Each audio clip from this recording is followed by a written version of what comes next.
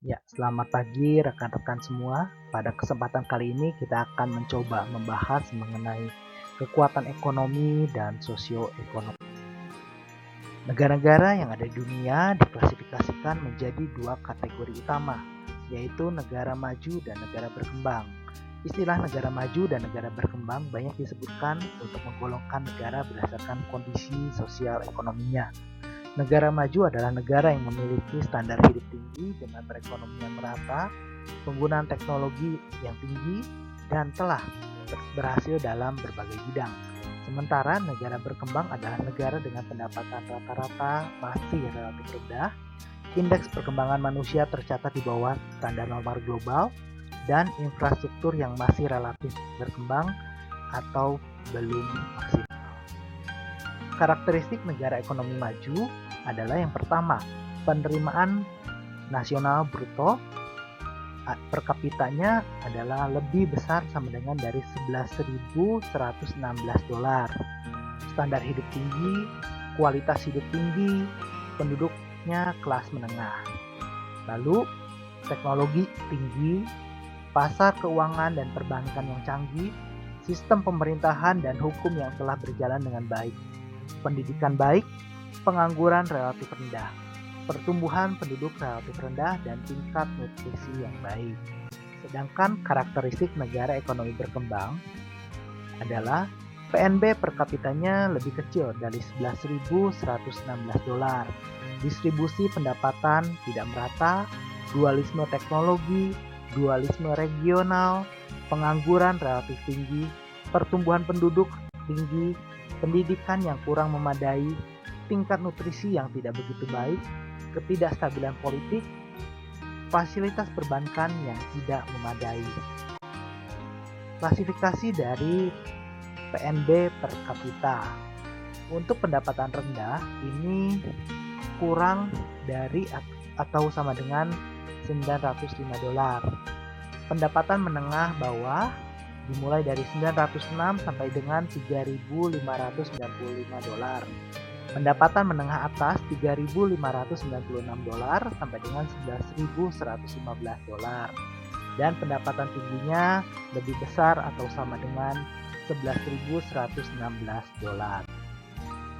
Nah, berikut adalah dimensi ekonomi. Yang pertama adalah PNB, lalu PDB, lalu adanya underground ekonomi, konversi mata uang, distribusi pendapatan, dan konsumsi masyarakat. Marilah kita bahas satu persatu.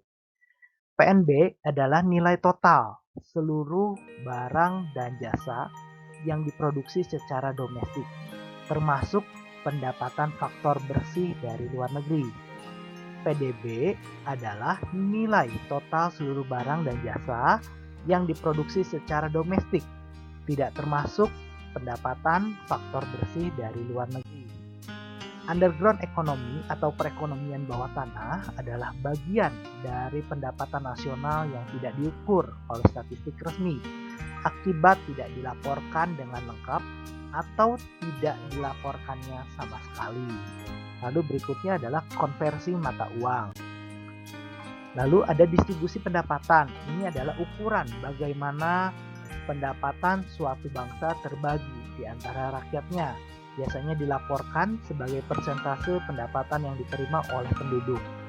Konsumsi masyarakat adalah cara-cara masyarakat mengalokasikan pendapatan bersih mereka. Nah, berikut adalah dimensi sosioekonomi. Dimensi sosioekonomi yang pertama adalah populasi total. Populasi total ini merupakan indikator yang paling umum mengenai ukuran pasar potensial. Namun, bukan merupakan indikator satu-satunya dalam mengestimasi pasar potensial. Pada umumnya, negara maju memiliki penduduk kurang dari 10 juta jiwa. Angka tersebut jauh lebih kecil dibandingkan jumlah penduduk di negara berkembang. Namun, tidak berarti bahwa negara maju bukan merupakan pasar potensial. Hanya untuk beberapa produk yang murah dan dikonsumsi secara massal saja, ukuran populasi dapat menjadi dasar yang cukup kuat untuk mengestimasi konsumsi. Namun hal itu tidak berlaku bagi produk yang tidak termasuk dalam kategori tersebut. Berikutnya adalah penyebaran usia. Karena hanya sedikit produk yang dibeli oleh setiap orang, maka para agen pemasaran harus mengidentifikasikan segmen-segmen dari populasi yang lebih mungkin akan membeli barang-barang mereka. Pada umumnya, tingkat kelahiran dan kesuburan di negara berkembang lebih tinggi daripada negara maju. Hal tersebut menyebabkan adanya perbedaan distribusi umur di antara keduanya, di mana negara berkembang memiliki lebih banyak penduduk berusia muda.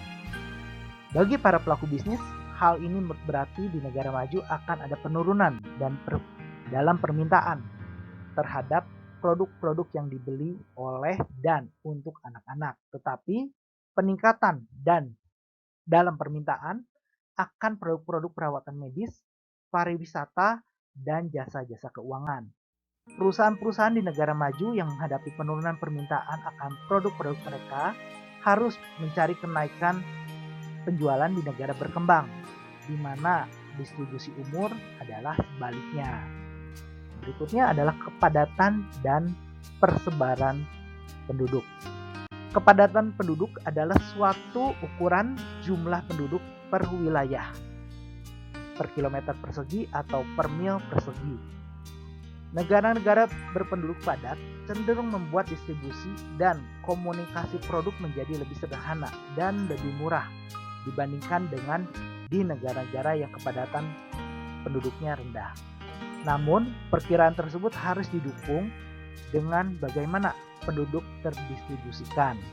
Distribusi penduduk adalah suatu ukuran mengenai bagaimana penduduk terdistribusi dari pedesaan sampai ke perkotaan.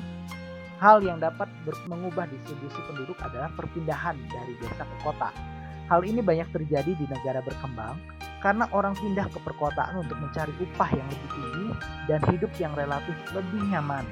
Perpindahan ini sangat penting bagi para agen pemasaran karena penduduk kota yang kurang mampu memenuhi kebutuhannya sendiri dibandingkan dengan orang-orang yang tinggal di kawasan pedesaan ini harus memasuki perekonomian pasar.